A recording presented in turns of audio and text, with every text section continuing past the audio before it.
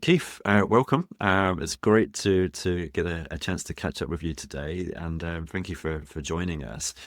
So, for those who perhaps haven't had the opportunity to meet you or to participate in some of your trainings that you've done over the years, I'd love for you to do a brief introduction and let the viewers know who you are.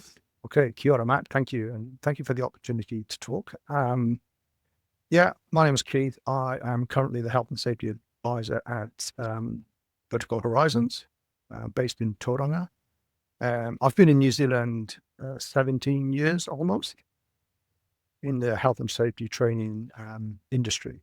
So I spent 9 years with a previous private training establishment, and then I ended up at Vertical Horizonz, and I've been fulfilling the role of health and safety advisor, plus doing some training, more bespoke now to customers' needs rather than generic training, if you like. But I also get involved in some overseas projects with Vertical Horizonz, either through an Australia branch or directly from here into the Pacific. Nice. It sounds like quite a dream role, actually. And I'm not complaining, that's leading for up sure. to yeah, yeah, definitely, definitely. And so, leading up to this session, you've really kindly sent through some kind of background story to how you've come to where you are today. And I've got to say, it's one of the most unique entries into the safety world that I've personally heard of. So, from army to instruction to here in New Zealand, when you look back, what was the turning point where safety stopped being a rule book and started becoming your mission? Yeah, I guess you're right. It's quite an unusual stat. People don't normally associate safety with the military, but being in a transport logistics type role, we saw our role as actually getting people to the point where they needed to be safely. Otherwise, they can't actually do their job. So that's where safety for me started, was being able to get, if you like, frontline soldiers to the front safely and in a condition where they can then do their mission. I think for me, I never really saw health and safety as a mission or a calling. I know some people do, but I kind of fell into it accidentally because, as I said, I started off in training, and safety is drummed into you at every possible opportunity, particularly when you're using weapons, rifles and pistols and so on and so forth. But then I got into driver training. So being taught to drive heavy goods vehicles and then all sorts of plant equipment, I started to think, oh, there might actually be a future here for me. But I guess what really got me interested in safety was, unfortunately, two incidents. The first was something that happened to myself, and obviously I'm still here, so it wasn't that bad. But I ended up with heat exhaustion, and I actually collapsed and fell unconscious due to heat exhaustion. And the people that were meant to be directing us didn't know what to do. So they stuck me under a tree. They gave me some water when I finally gained consciousness. And that was the emergency plan. And I thought, there's got to be a better way. And then, very unfortunately, a couple of years later, a young soldier that was in my troop passed away on a training exercise, again, due to arduous activity in very hot conditions. I wasn't actually there at the time, so I can't say whether the right things were done or not, but it actually made me think there has to be better outcomes when something goes wrong.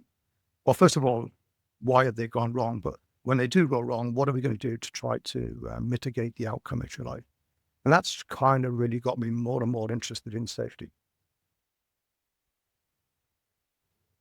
Just want to, yeah, it's an unfortunate but quite unique entry point into the world of health and safety. And I guess, I mean, my first thoughts, and I'm sure you're the same, is kind of like, well, where were the lessons learnt from the Mm. previous incident? It doesn't seem to have been the case, which is, many would argue, kind of the worst case scenario. If lessons haven't been learnt, then it's all been for what? Yeah, an amazing entry point. And so you obviously got bit by the health and safety bug, right? So once you started moving into that space, um, I guess particularly taking into account the length of time you've been involved in health and safety, and the various industries that you've been involved in, what would be one principle that's never changed for you, and one that absolutely perhaps had to? Okay, that's quite a good question over quite a long period of time. I guess one thing that sticks in my Mm. mind, and it's a military thing, honestly, is standards are everything. There's a saying that a lot of people use: the standard you walk past is the standard you accept. So if you see something that's not up to standard and you accept it, you've now lowered your standards to that standard. So that was something I learned quite early on. I remember a regimental sergeant major who, for want of purposes, is like the most holy person on the whole barracks that everybody just jumps to. And he just said to me one day, don't ever expect everybody to always come up to your standard, but don't lower yours. So that's one thing I try not to compromise on. There are occasions when you have to be very, as you can imagine, in health and safety, pragmatic. And sometimes you have to do things perhaps slightly differently than the textbook would want you to. But I think if you put the right steps in place of preparation, planning, and being able to respond if something goes wrong, then invariably those risks can be taken. So I think you need to have a set of standards, but you need to be willing to adapt those standards occasionally to suit the circumstances. Great advice. And I've seen over the years, entry level or newer health and safety practitioners who are moving into the field where perhaps they lean heavily on what the Yeah, textbook or the documentation is telling them, and they become almost stuck in that space, when really if they were able to just wiggle yeah. a little bit, they would actually find that they would actually make a greater impact. I'm sure you've seen that too. There was, Really if I great may, there advice. was actually an instance when actually I stuck by my principles and I stuck exactly to the letter of the law when we were actually outloading tons and tons and tons of ammunition in preparation for the first Gulf War. And this was in Germany. And as most people will know, Germany is very strict and they tend to stick by the rules. And their road transport rules for dangerous goods were extremely arduous. And the people in charge of the convoy had overloaded the trucks. But I was the person at the gate that had the final say so on whether the trucks were fit for road. So I refused to allow them to leave. And they all went back and had to be reloaded, which obviously a lot of people were not happy about. However, Mm. the first convoy that went down the hill, a truck rolled and shed the load all over the ground. And the first thing the Wow. German police looked for when they turned up, where are the load plans, where are the load diagrams, are these vehicles overloaded? And they weren't, which was a saving grace for everybody. And nobody was injured, so it's just one of those ones. But had they been overloaded, there would have been severe repercussions, that's for sure. Such a thank you for sharing that story. That's an amazing story, particularly for seasoned and new people in the health and safety space. Basically, it's a living, breathing example of the importance of sticking to what is said in the plan, right? Um, to delve into this a little bit further, so could you, no dramas if not, but are you able to provide a story or an instance where there has been a little bit of wriggle room and a positive outcome from that? So we've got the extreme version, which is an amazing example, but from the other end of that lens, is there anything that springs to mind? Oh, that's a tough one. Um, Yeah, it's a bit unfair of me to ask that. okay, that's all right. I think there's been lots of occasions where taking a pragmatic approach has been necessary. Nice. Um, Mhm. I won't say too much because obviously some of the people are still involved in the industry at the moment. But I recall doing a training exercise a couple of years ago, and because it was a exercise, we were doing a chemical spill response exercise, and to add some realism, I decided to add some food coloring to some water. And because the company I was working for had the word blue in their name, I decided to use blue food coloring. And of course, when we did the first spill exercise, whilst the textbook rules, if you like, said that we should not put anything down a drain that wasn't just water, the fact that it was food coloring and it was a food safety environment, I assumed it would be okay. And anyway, the first team that came in failed to don their PPE before tackling the spillage. And at the end of the exercise, they're all walking around with blue fingers, which they weren't overly happy about. And I said, well, look on the bright side. Every time you look at your hands, you're going to remember the mistake that you made, and you're going to be able to say, I still have fingers. I said, had you not learned that lesson the hard way, then one day you may not have fingers. So I guess I bent the rules a little bit, but I think there was a good outcome from that. Yeah, that's brilliant. Thank you. That's such a off the cuff response to a unexpected question. That's such a perfect response. Thanks, Keith. And I knew you'd have something because, I mean, obviously with the experience that you've had, particularly in the training space as well over the last kind of decade or so, I knew inevitably you'd have an epic response to that. So thanks. And so with all of that experience, like you've taught everything from working at heights to confined spaces. What was one lesson or mindset that you wish every safety practitioner or worker would take from your training? Yeah, I thought about that question. And I thought I'd And respond to the two topics that you mentioned.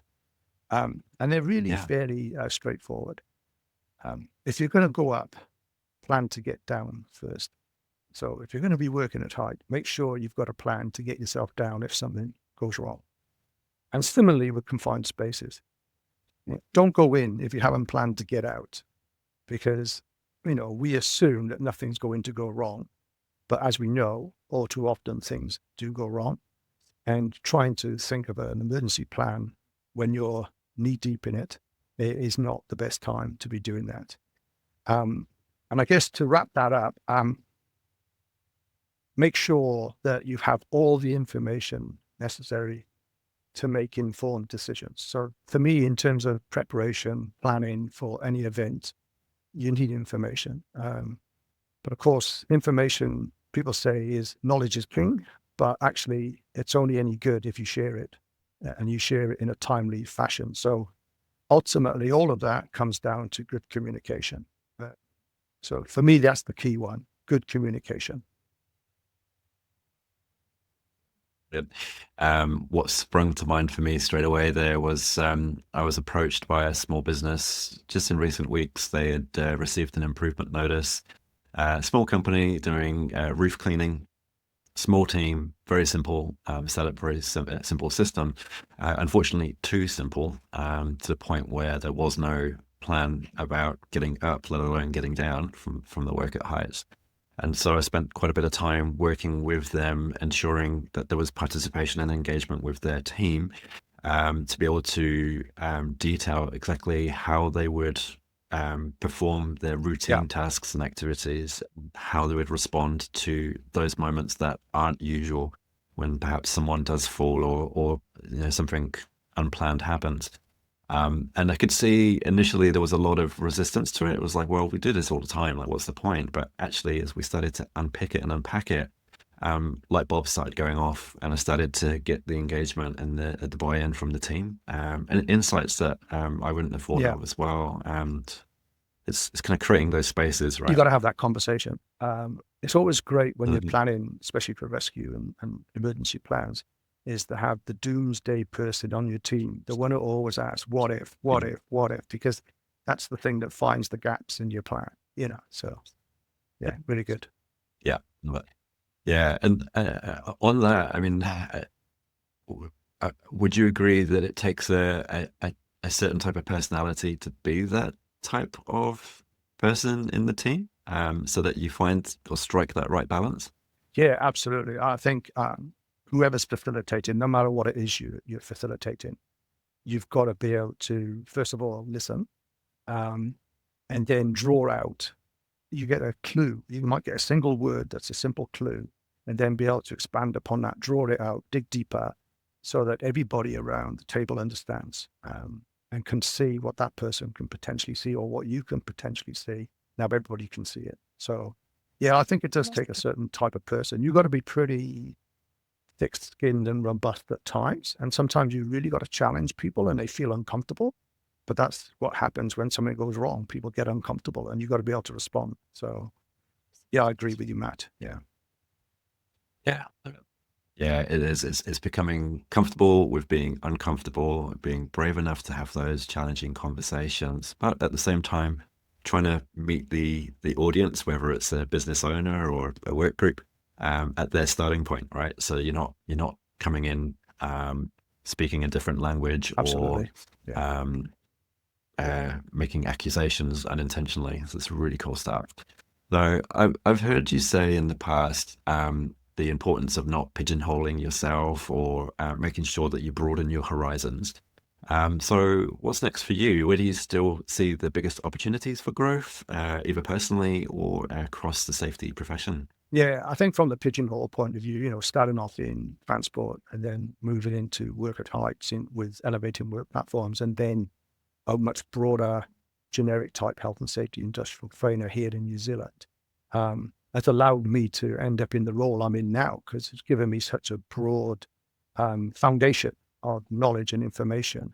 And also people to go to when, I got a question on Friday I didn't know the answer to, but I knew who I could go to get me that answer. So by not pigeonholing yourself, you're actually giving yourself much more opportunity. And then you can be of much more use to the people that you work for, So where do I see myself? Perhaps the dreaded semi-retirement word is on the horizon. I'll actually be 66 on Friday. So I'm planning towards semi-retirement over the next kind of 12 months. That gives my organization plenty of time to prepare for what they want to do. It gives me time to look at opportunities and options. So for me, probably not fully retired, just get down to 2 or 3 days a week within the next 12 months. I think for others, and it's not really about a shout out for training, it's actually a shout out about investment, because training ultimately is investment in people. And if you invest in people, you invest in your organization. So it's a double-edged win in a way. So I think the important thing is to not just train for training's sake. Some people will advocate that, obviously, because it makes money. But I've never been in that boat. For me, it's identify the training that will add value for the individual, but then will also add value to your business. So that would be my mantra to people for 2026 is train, but train wisely, because we all have shrinking budgets and therefore use the budget wisely. The worst question I ever got asked by an employer, a PCBU, if you like, was, I've got this trained HSR, what do I do with them? And I said, if I'm being honest, maybe you should have thought of that before you put them on the course.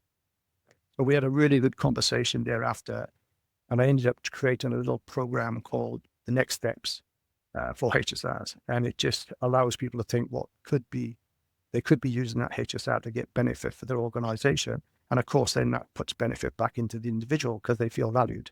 So to me, it's invest in people, invest in your organization. Again, such great advice. And I see it too, where businesses will rush out and spend on whatever training they feel is appropriate without really mapping out that role and the journey of that role and what it actually is going to end up being for the business. So I'm sure that's going to be resonating with a lot of people. I mean, being mindful of the transition into semi-retirement, which I know I can just hear people in the background groaning, knowing that you're kind of moving into that stage. Is there anything that you would want to say or like to see from the next generation of trainers when it comes to their role of influence? Is there anything that you feel that they would do well to better understand or to perhaps invest more time into to become better quality trainers? Yeah, I think go back to a couple of words I said earlier, preparation and planning. As a trainer, if you don't prepare and plan, as people say, you will fail. You may not fail greatly, but you may fail one individual on the course because you haven't prepared, you haven't planned, you don't understand who your audience is. And that's another key area for me, is understand who you're dealing with. So even if you've never met the people before, greeting them when they arrive individually, getting each individual to talk to you and explain to you who they are and what they do and what they would like to get out of today is a great starting point in your preparation. You can always adjust your plan accordingly if you need to. But if you don't have a plan, it's pretty difficult to start from a blank sheet of paper. So I would just say prepare and plan properly. But also, I learned something myself just last year on a conference I went to, more about adjusting your perception. So I can't remember the exact words, but sometimes just taking a step to the left and then looking at the same picture from a slightly different angle will give you a whole new perception. And you actually start to see things you hadn't seen before. So to me, don't be rigid in your ways. Keep an open mind, but make sure you're prepared and you've planned for today. Yeah, so good. I'm so glad we've had this opportunity to catch up and record this conversation. Golden nuggets everywhere. Thank you, Keith. Is there anything before we wrap up, reluctantly wrap up? Is there anything else that you would like to share, or anything that you would perhaps want to reinforce before we jump off? No, I think we pretty much captured it. I think where you saw from my own example, where you start is not necessarily where you're going to end up. I would never have thought I would be living in New Zealand. I come from Wales, so to me it's still like the greatest country in the world. But if I'm not supporting Wales, I'm supporting New Zealand. So, I've got a Kiwi tattoo on one arm and a Welsh tattoo on the other. So I'm 50-50 down the middle. But yeah, no, don't pigeonhole yourself. Give yourself opportunities. And the best way to give yourself opportunity is to be multi-skilled, and open-minded, and a little bit flexible at times. So I guess that would be it, Matt. Love it. Thank you so much. And for anyone who perhaps would like to reach out and maybe explore some of the things that you've talked about, would LinkedIn be the best place to do that? Yep, I'm on LinkedIn, and obviously I'm on Facebook, but yeah, LinkedIn, whichever suits people's needs. I occasionally appear on WhatsApp and Instagram, but mainly LinkedIn would be the business side of things. Fantastic. Keith, thank you so much for your time and your willingness to share your insights and your stories. It's been really fantastic. So thank you. That's all right, Matt.